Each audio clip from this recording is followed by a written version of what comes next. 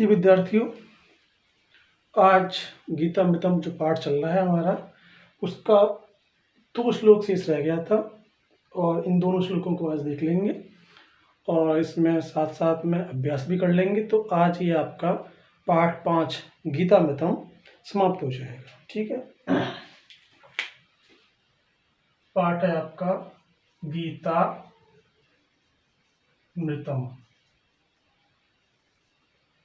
पाठ 5। ठीक है, तो इसका भाषण देखते हैं। यदृच्छया चोपपन्नं स्वर्गद्वारं पावृतं सुखिनः क्षत्रियः पार्थ लभन्ते युद्धमीदृशं हतो वा प्राप्स्यसि स्वर्गं जित्वा वा मोक्ष्यसे महिं तस्मादुत्तिष्ठ कौन्तेय युद्धाय कृतनिश्चयः। ये श्रीमद् भगवत गीता की जो 10 श्लोकों का संकलन था आपकी पाठ्य पुस्तक में, उसमें से ये 2 श्लोक शेष रह रहे थे जिन्हें हम आज देख रहे हैं। जो आपकी पाठ्य पुस्तक में 9वें नंबर पर श्लोक होगा वह मूल श्रीमद् भगवत गीता में 32वें नंबर का श्लोक है, द्वितीय अध्याय का। और जो आपकी पाठ्य पुस्तक में 10वें नंबर का श्लोक है वह मूल श्रीमद् भगवत गीता में दूसरे अध्याय में 37वां श्लोक है। तो ये इनका मूल क्रम है 32 और 37, और ये 9वां और 10वां ये आपका पाठ्य पुस्तक में जो क्रम संख्या दे रखी है वह है। ठीक है, अब हम इसमें पहले श्लोक को देखते हैं, यानी कि आज 9वें श्लोक को देखते हैं। यदृच्छया चोपपन्नं स्वर्गद्वारं पावृतं सुखिनः क्षत्रियाः पार्थ लभन्ते युद्धम ईदृशम। पहले संधिकार दिखेंगे। संधि यहाँ हो रही है, च धन उपपन्नम हो जाएगा। फिर एक संधिकार यहाँ हो रहा है, स्वर्ग द्वारम धन अपावृतम। फिर एक संधि यहाँ हो रही है, युद्धम धन ईदृशम। यहाँ पर द्वारम में माँ हलंत का हो जाएगा, ऐसे ही यहाँ युद्धम में माँ हलंत का और फिर ईदृशम शेष बचेगा। और यहाँ पर च धन उपपन्नम होकर के गुण संधि हो जाएगी, क्योंकि अ धन उ बराबर ओ हो जाता है। ठीक है, अब यदृच्छया यानी कि स्वतः ही, जिसको किसी ने मांगा नहीं है वो स्वतः ही अपने आप मिल जाए उसे कहते हैं यदृच्छया, स्वतः। च धन उपपन्नम, च अर्थात और उपपन्नम अर्थात प्राप्त हुआ। स्वर्ग, जो स्वर्ग है जानते हैं सभी, द्वार माने दरवाजा, और अपावृतम माने खुला हुआ। सुखिना माने सुखी होते हैं, क्षत्रिय माने क्षत्रिय, और पार्थ ये किसके लिए आया है, जो पहले श्लोक पढ़े थे हमने, पार्थ अर्जुन के लिए। क्यों कि ये प्रथा पुत्र होने के कारण इनको पार्थ कहा गया था, क्योंकि श्री कृष्ण की जो बुआ थी उनका नाम था प्रथा, और वह वसुदेव की बहन हुई। इस कारण से जो अर्जुन थे उनका रक्त संबंध था किसके साथ, प्रथा के साथ। इसलिए एक इनके लिए विशेषण आता है पार्थ, हे प्रथा पुत्र, तो उनको पार्थ भी कहा जाता है। ये अपत्य अर्थ में पार्थ। ऐसे ही अगले श्लोक में कौंते दे रखे हैं, इनको मैं थोड़ा सा बताऊंगा अभी। तो पार्थ किसके लिए आया, अर्जुन के लिए। लभन्ते माने प्राप्त करते हैं, युद्धम यानी युद्ध, ईदृशम माने इस प्रकार का, कीदृशम ईदृशम किस प्रकार का, अर्थात इस प्रकार का। अब यदृच्छया चोपपन्नम स्वर्ग द्वारम अपावृतम सुखिनः क्षत्रियाः पार्थ लभन्ते युद्धम ईदृशम। अब भगवान श्री कृष्ण अर्जुन को बता रहे हैं इस युद्ध को करने का क्या प्रयोजन है, उनको लाभ क्या होगा। क्योंकि संस्कृत में एक बहुत अच्छी कहावत है कि प्रयोजनम बिना मंदो अपि न प्रवर्तते, अर्थात बिना किसी प्रयोजन के कोई मंद बुद्धि वाला व्यक्ति भी कोई कार्य नहीं करता है, जिसे हम कहते हैं सामान्य भाषा में कि बिना किसी कारण के कोई कार्य नहीं होता है। जैसे कि हम आपको पढ़ा रहे हैं ऑनलाइन क्लास में, तो उसका कारण क्या है? कोरोना वायरस का होना। अगर कोरोना वायरस नहीं होता तो क्या हम ऑनलाइन क्लास पढ़ा रहे होते? नहीं, हम भौतिक रूप से विद्यालय में पढ़ा रहे होते और आप सभी बच्चे पढ़ रहे होते। तो किसी न किसी कारण की वजह से ये क्लास यहाँ ऑनलाइन हो रही है।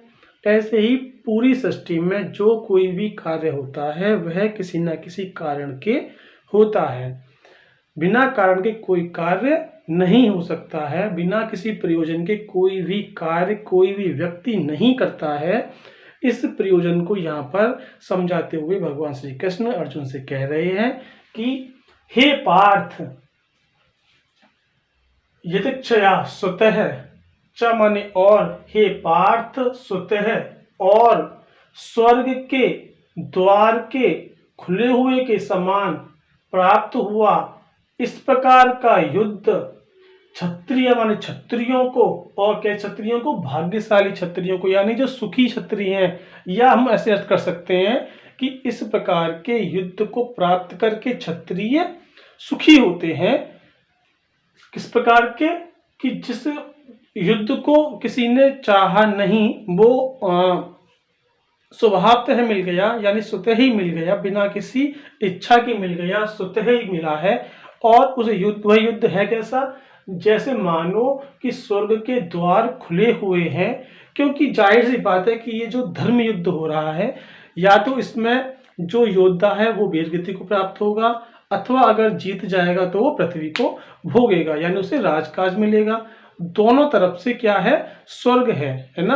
अगर धरती पर रहेगा फिर भी राजा बन के रहेगा, यदि पृथ्वी पर ना रहेगा, इसका अर्थात इसका मतलब ये हुआ कि वह वीरगति को प्राप्त हो जाएगा। यदि वीरगति को प्राप्त होगा तो वह स्वर्ग में पहुंचेगा। तो कुल मिलाकर के दोनों तरफ से क्या है? लाभ ही लाभ है। यह बात भगवान श्री कृष्ण अर्जुन को समझा रहे हैं कि इस युद्ध को करने का प्रयोजन क्या है, आपको क्या मिलेगा। तो ये बता रहे हैं कि हे पार्थ, स्वतः और स्वर्ग के द्वार के खुले हुए के समान प्राप्त हुआ ऐसा युद्ध सुखी क्षत्रियों को प्राप्त होता है। ऐसे युद्ध को प्राप्त करके क्षत्रिय सुखी होते हैं। हम ऐसा भी अर्थ इसका ले सकते हैं। ठीक है, तो इसको एक बार और देख लें।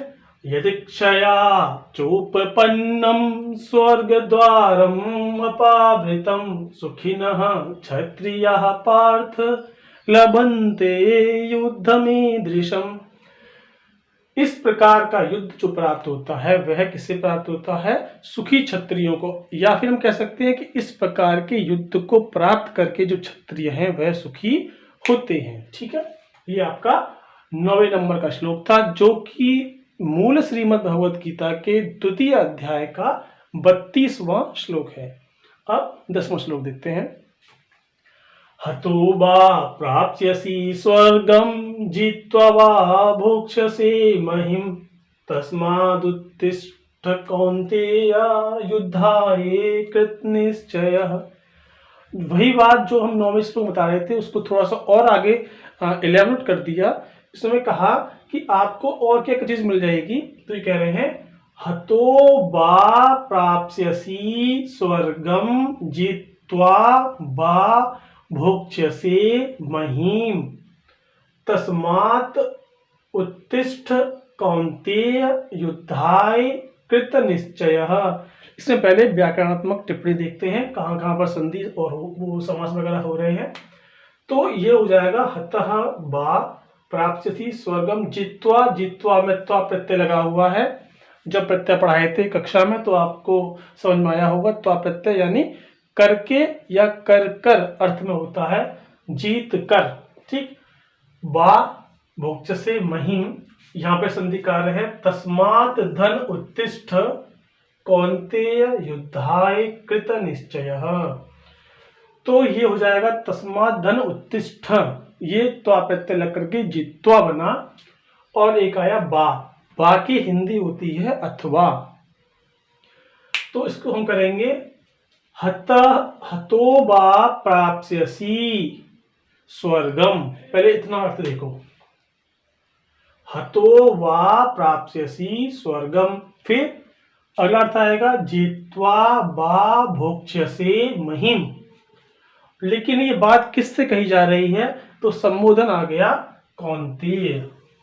ये ये कौन्तेय जो शब्द है वह पार्थ के ही समान अर्जुन के लिए प्रयोग किया गया है, अर्थात यह अर्जुन का विशेषण है, क्योंकि ये सारे के सारे श्लोक भगवान श्री कृष्ण के द्वारा कहे गए हैं। तो ये कौन्तेय जो विशेषण है वह अर्जुन के लिए प्रयोग किया गया है, यानी ये अर्जुन का विशेषण है। ठीक है, तो ये कहे हैं हे कौन्तेय हतो वा प्राप्स्यसि स्वर्गम। हतो यानी मरकर, कहाँ मरकर? युद्ध में, कि मृत्यु को प्राप्त करके, यानी कि आप यदि मृत हो जाओगे या आप युद्ध में हार जाओगे तो आप स्वर्गम प्राप्स्यसि, स्वर्ग को प्राप्त करोगे। ठीक है, फिर आगे कर रहे हैं जित्वा बा भोक्ष्यसे महिम। यदि आप जीत जाओगे तो महिम माने होती है पृथ्वी, भूमि, भूलोक, धरातल, तो आप पृथ्वी को भोक्ष्यसे माने भोगोगे। युद्ध हो रहा है तो युद्ध में दो ही कंडीशन हो सकती हैं, या तो युद्ध को जीता जा सकता है अथवा युद्ध में हारा जा सकता है।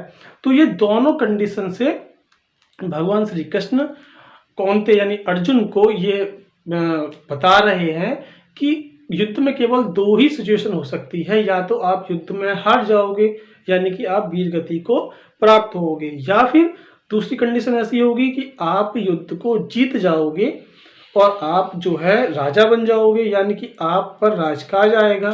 तो दोनों ही अवस्थाओं में आपका लाभ है, यह जो है बता रहे हैं भगवान श्री कृष्ण, अर्जुन को समझा रहे हैं कि तुम ये सब मत सोचो कि मैं अगर हार जाऊंगा तो क्या होगा, अगर जीत जाऊंगा तो क्या होगा, क्योंकि इससे पूर्व के श्लोक हैं जो कि आपके पाठ्यक्रम में संकलित नहीं किए गए हैं। उसमें अर्जुन जो है भगवान श्री कृष्ण से एक श्लोक में कहते हैं कि यदि मैं इस युद्ध को जीत भी गया तो जो मेरे ये चाचा ताऊ हैं, कौरव हैं, जो गुरु श्रेष्ठ हैं, जैसे कि आपके भीष्म पितामह हुए, कृपाचार्य हुए, बहुत सारे जो आचार्य थे जिनसे उन्होंने शिक्षा ग्रहण की, या फिर चाचा थे, ताऊ थे, मामा थे, जो भी थे सगे संबंधी, यदि उनको मार करके मैं युद्ध जीत भी गया तो जो मैं राजकाज करूँगा, जो मैं अन्न ग्रहण करूँगा, तो वो ऐसा लगेगा कि मानो मैं उनके खून से सने हुए जो कौर हैं, जो टुकड़े हैं, उनको मैं खा रहा हूँ। तो ये बात भगवान श्री कृष्ण से अर्जुन कह देते हैं। तो ऐसे ये वार्तालाप चलती जाती है और वह हर एक प्रश्न पर प्रति उत्तर देते हुए अपना उपदेश आगे बढ़ाते जाते हैं। जिसमें ये आपका 10वां श्लोक है, इसको हम देख रहे हैं। हतो वा प्राप्स्यसि स्वर्गम। पहली कंडीशन बता दी कि यदि आप हार जाओगे अर्थात आप मारे जाओगे, हतो माने मर जाओगे, यदि आप मर जाओगे तो स्वर्ग को प्राप्त करोगे, अथवा जीत जाओगे तो पृथ्वी का भोग करोगे। ठीक है, इसलिए तस्मात् अतः या इसलिए उत्तिष्ठ उठो। कौन? कौन्तेय। इसलिए कौन्तेय उठो, युद्धाय युद्ध के लिए। और ऐसे नहीं कि केवल बेमन से युद्ध कर लिया आपने, कि किसी ने कहा है तो आप खड़े हो गए और आप युद्ध में चले गए। कैसे जाना है आपको? कृत निश्चय, दृढ़ निश्चय करके आपको युद्ध करना है, यानी पूर्ण मनोयोग के साथ आपको युद्ध में सहभागिता निभानी है। केवल आपको फिजिकली तौर पर नहीं जाना है युद्ध में, आपको मस्तिष्क भी आपका साथ में हो, आपका अंतर मन चेतना आपके साथ में हो, ऐसा आपको युद्ध करना है। तो ये कह रहे हैं कि हे कौन्तेय, यदि आप मृत्यु को प्राप्त हुए तो स्वर्ग को प्राप्त करोगे, अथवा जीत गए तो पृथ्वी का भोग करोगे। इसलिए युद्ध के लिए दृढ़ निश्चय करके उठो। कौन? हे कौन्तेय। तो ये आपका 10वां श्लोक था और आपके पाठ्य पुस्तक में केवल श्रीमद् भगवत गीता के दूसरे अध्याय के 10 श्लोकों का संकलन किया गया था। ये आपके 10वां श्लोक हो गए, इनका मैंने अनुवाद करा दिया और जो व्याख्या थी वो भी बता दी। अभी आपको व्याख्या और अनुवाद अपनी नोटबुक में करनी है और ये आपको फेयर कॉपी में करते जाना है और दिखाते जाना है हमको। ठीक है। अच्छा, मैं एक बात और बताऊं कि जब हम अनुवाद करेंगे तो अनुवाद में आपको तीन हेडिंग डालनी होती हैं जो कि आपको अनिवार्य हैं। पहली संदर्भ, इसमें हम लिखते हैं कि प्रस्तुत श्लोक हमारी पाठ्य पुस्तक जो भी है उससे लिया गया है, जिसके लेखक ये हैं। तो लेखक यदि नहीं है तो लेखक को हम छोड़ सकते हैं, केवल इतना तो लिखना है कि यह जो श्लोक है कहाँ से लिया गया है, ये आपका संदर्भ हो जाता है। इसके बाद प्रसंग में कि उस जो पर्टिकुलर श्लोक आपके सिलेबस में पेपर में आएगा, उस श्लोक में किस बात पर ज़्यादा प्रकाश डाला गया है या किस बात को स्पष्ट करने की चेष्टा की गई है, यह आपको उसमें मेंशन करना पड़ेगा, किसमें, प्रसंग में। इसके बाद आपको अगली हेडिंग डालनी है हिंदी अनुवाद, जिसमें आप प्रत्येक शब्द का कोई जोड़ तोड़ किए बिना केवल वर्ड टू वर्ड अर्थ लिखना है, उसे हम कहते हैं हिंदी अनुवाद, जिसमें आप अपनी तरफ से कुछ भी ऐड ऑन नहीं कर सकते। जो उसका अर्थ है आपको वास्तविक अर्थ ही लिखना पड़ेगा। ये आपका अनुवाद वाला जो क्वेश्चन आएगा उसको हल करने का तरीका हो गया। इसके बाद में यदि आपसे पूछी जाए व्याख्या, तो अनुवाद तक का जो प्रोसेस है वो सेम रहेगा। उसके बाद में एक और हेडिंग आ जाएगी व्याख्या, जिसमें आप अपनी जो श्लोक है उसको व्याख्यायित कर सकते हैं। व्याख्या के लिए आप सहारा ले सकते हैं व्याकरण की दृष्टि से, या फिर फिलॉसफी यानी दार्शनिक भाव से लिख सकते हैं, या फिर आप भूतकाल या वर्तमान काल में जो भी घटनाएं चल रही हैं या जो पहले हो चुकी हैं, ऐसा कोई आपको उदाहरण ऐसा प्रतीत होता है कि जो इस श्लोक से संबंध रखता है, तो आप उसे भी उसमें लिख सकते हैं। ये आपकी व्याख्या हुई। तो अनुवाद और व्याख्या वाले प्रश्न आपको इस तरीके से हल करने हैं। इसमें मैं आपको एक बात और बता दूं कि यदि आप इसमें एक और हेडिंग ऐड ऑन कर देते हैं सबसे लास्ट में, जिसे हम कहते हैं विशेष, तो आपका जो इम्प्रेशन पड़ेगा एग्जामिनर के सामने बड़ा अच्छा पड़ेगा और आपके 1 या 2 नंबर ज़्यादा मिलने की संभावना हो जाती है। या मैं ये बात स्पष्ट कर दूं कि यदि आप विशेष वाली हेडिंग को ना भी लिखें तो भी कोई हानि नहीं है, लेकिन यदि लिख देते हैं तो आप और छात्रों से 1 या 2 नंबर आगे हो जाएंगे। उस विशेष में क्या लिखना होता है ये बता दूं मैं। ये एक और हेडिंग आती है विशेष। विशेष में आपको पॉइंट वाइज लिखना है 1-2 नंबर ऐसे करके। तो 1 या 2 नंबर तो आप डाल के लिखें। तो 1 नंबर में ऐसे कि आप लिख सकते हैं कि प्रस्तुत श्लोक में ये वाला छंद है, जो भी छंद उसमें दे रखा है, यदि आपको आता है तो। यदि आपको नहीं भी आता है तो आप उसमें जो आपके ऐसे ये दे रखे हैं, जित्वा, युद्धाय, पार्थ, कौन्तेय, इसके बारे में कुछ बताया मैंने, कुछ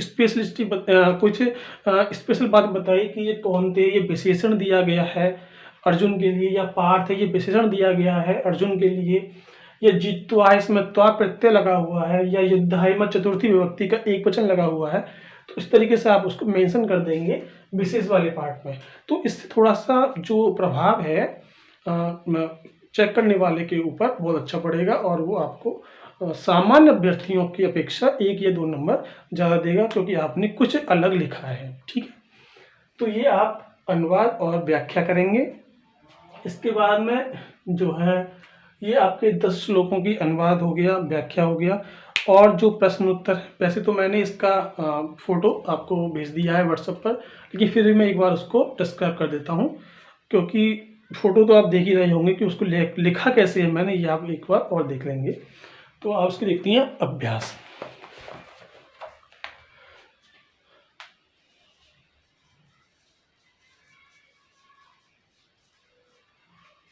जब आप ये अभ्यास देख रहे होंगे तो आप अपने पास में वो जो फोटो मैंने भेजे हैं अपने लिख करके उसको देख लीजिएगा और आपको समझ में आ जाएगा। पहले देखते हैं प्रश्न उत्तर। जो संभावित प्रश्न उत्तर इस पार्ट से बन रहे थे वो मैंने इसमें आपको भेजे थे। प्रश्न पहला था, दुखिनम अर्जुनम श्री कृष्ण किम अकथयत, अथवा श्री कृष्ण अर्जुनम किम अकथयत। उत्तर हो जाएगा, दुखिनम अर्जुनम श्री कृष्ण क्लैब्यम त्यज युद्धम च कुरु इति अकथयत। दूसरा प्रश्न होगा, विषादम आपन्नम अर्जुनम श्री कृष्ण किम उपादेशत। इसका उत्तर हो जाएगा, विषादम आपन्नम अर्जुनम श्री कृष्ण क्लैब्यम त्यज युद्धम च कुरु इति उपादिशत। प्रश्न संख्या 3 है, कह न हन्ति न च हन्यते इसका उत्तर होगा आत्मा न हन्ति न च हन्यते। चौथा प्रश्न है शास्त्राणि कम न छिन्दन्ति।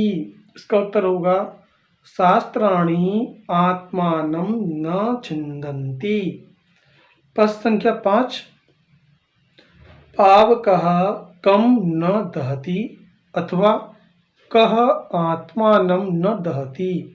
इसका उत्तर होगा पावकः आत्मानं न दहति। फिर प्रश्न संख्या 6 अपरिहार्ये अर्थे शोकः कथं न कार्यः। इसका उत्तर होगा जातस्य मृत्युः ध्रुवः मृतस्य च जन्म ध्रुवम् इति अपरिहार्ये अर्थे शोको न कार्यः। प्रश्न संख्या 7 सुखिनः क्षत्रियाः किं लभन्ते। इसका उत्तर होगा सुखिनः क्षत्रियाः अपावृतं स्वर्गं द्वारं युद्धं लभन्ते। 8वां प्रश्न है गीतामृतम् इति पाठात् का शिक्षा लभ्यते। इसका उत्तर होगा अयम आत्मा अजरः अमरः च अतः जनः निर्भयः भूत्वा स्वकर्तव्यं कुर्यात् इति शिक्षा लभ्यते। 9वां प्रश्न होगा आत्मा अमरः इति कस्योपदेशः अस्ति। इसका उत्तर होगा आत्मा अमरः इति गीतायां श्री कृष्णस्य उपदेशः अस्ति। 10वां प्रश्न है पंडितः कः। इसका उत्तर होगा यः गतासूंश्च नानुशोचन्ति सः पंडितः। 11वां प्रश्न होगा पंडिताः कान् नानुशोचन्ति। इसका उत्तर होगा पंडिताः गतासूंश्च न अनुशोचन्ति। 12वां प्रश्न है के गतासूंश्च न अनुशोचन्ति। इसका उत्तर होगा पंडिताः गतासूंश्च न अनुशोचन्ति। और अंतिम प्रश्न है धीरः कुत्र न मुह्यति। इसका उत्तर होगा अस्मिन् देहे यथा कौमारं यौवनं जरा भवति तथैव देहान्तरप्राप्तिः भवति अस्मिन् विषये धीरः न मुह्यति। यानी कि जो धीर पुरुष होते हैं वह मोहित नहीं होते हैं। इसके बाद जो आगे के प्रश्न हैं वो आपके अनुवाद और व्याख्या से संबंधित होंगे, जो कि मैंने आपको अनुवाद व्याख्या करा दिया है कक्षा में, प्रत्येक श्लोक का प्रत्येक शब्द का अर्थ बताते हुए। फिर इसके बाद में आते हैं अनुवाद करने के लिए, जो कि अनुवाद की क्लास आपकी 1-2 चैप्टर हो जाएगा, उसके बाद कराई जाएगी, तब आपको अनुवाद सिखाए जाएंगे। तब तक आप धातु रूप और शब्द रूप को कंठस्थ कर लें, ठीक है। फिर संस्कृत व्याकरण के प्रश्न स्टार्ट होते हैं। वह है एक प्रश्न है आपका पहला, निम्नलिखित शब्दों में प्रयुक्त संधि का नामोल्लेख करते हुए संधि विच्छेद कीजिए।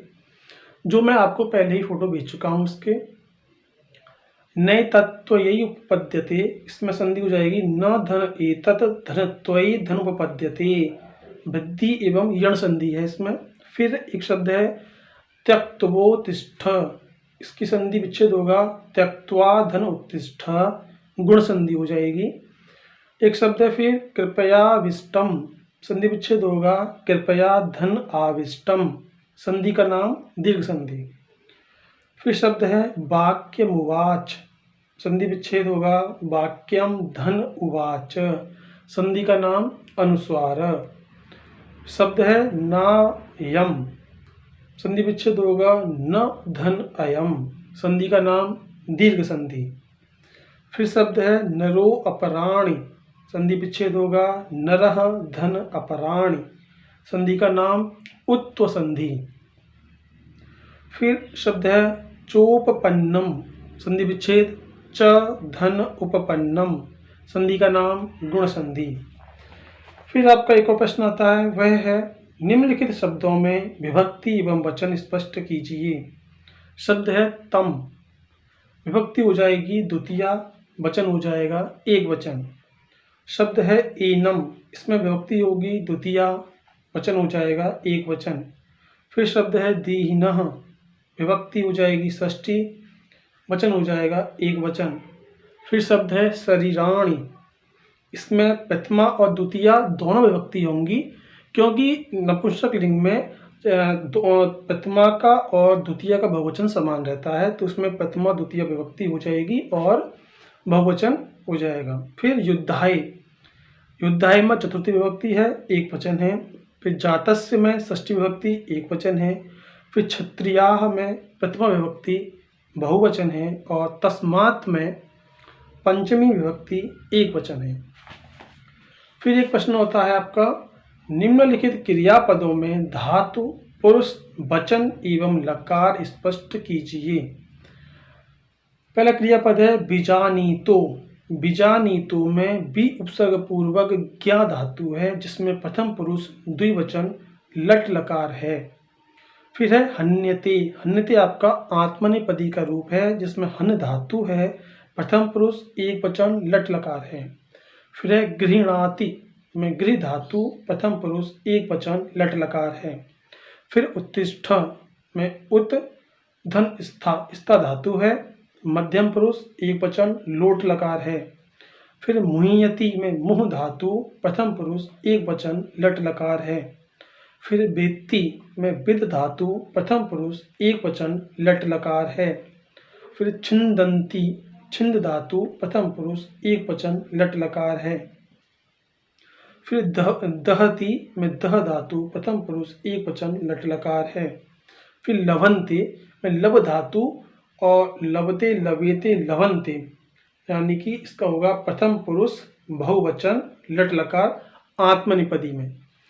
लब धातु आत्मनिपदी की होती है, तो इसमें लवते लवेते लवंते, लव से लवेते लवद्वे लवे लवा भय लवा में ऐसे रूप चलते हैं इसके। तो लवंते जो है ये आत्मनिपदी धातु है, लब धातु, ठीक। लवते लवेते लवंते, ठीक है, प्रथमा पुरुष बहुवचन लट लकार। फिर प्राप्स्यसि में प्र उपसर्ग पूर्वक आप धातु है, मध्यम पुरुष एक वचन लिट लकार है, यानी भविष्यत काल वाला।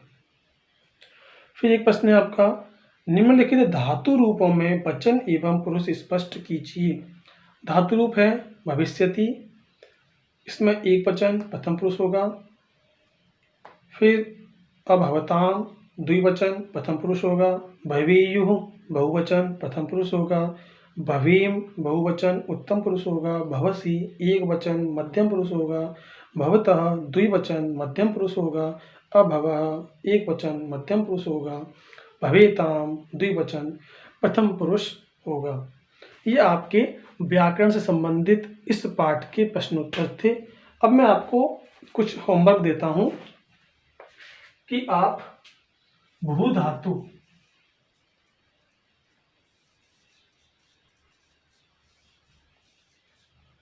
के पांचों लकारों में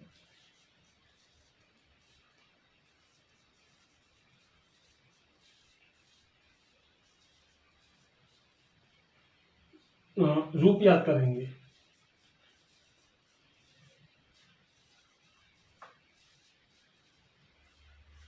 क्योंकि आप जो देख रहे हैं अंतिम प्रश्न में यही पूछा गया है, भू धातु से पूछे गए हैं। तो आप पांचों लकार में लट लकार, लिट लकार, लोट लकार, लंग लकार, बिदलिंग लकार में आप ये रूपों को कंठस्थ करेंगे। और शब्द रूप जो बताए थे आपको कक्षाओं के दौरान, तो आप उनको भी याद करेंगे। इसकी सहायता से हम आने वाली कक्षाओं में अनुवाद करना सीखेंगे। आज के लिए इतना ही। मैं आशा करता हूँ कि आपको ये जो पाठ है यह प्रत्येक श्लोक का प्रत्येक शब्द समझ में आया होगा, और जो अभ्यास कराया गया है वह भी आपको समझ में आया होगा। आज ये पाठ इस कक्षा के साथ समाप्त होता है मेरी तरफ से। यदि आपको कोई शंका है, कोई समझ में नहीं आ रहा हो, तो आप इस वीडियो कमेंट बॉक्स में पूछ सकते हैं, या फिर आप पर्सनली भी व्हाट्सएप पर पूछ सकते हैं कि कुछ समझ में नहीं आया हो। तो मेरी तरफ से ये पाठ आज समाप्त हो रहा है। कल से यानी कि अगली क्लास में आपको नया पाठ देखने को मिलेगा। तब तक के लिए धन्यवाद।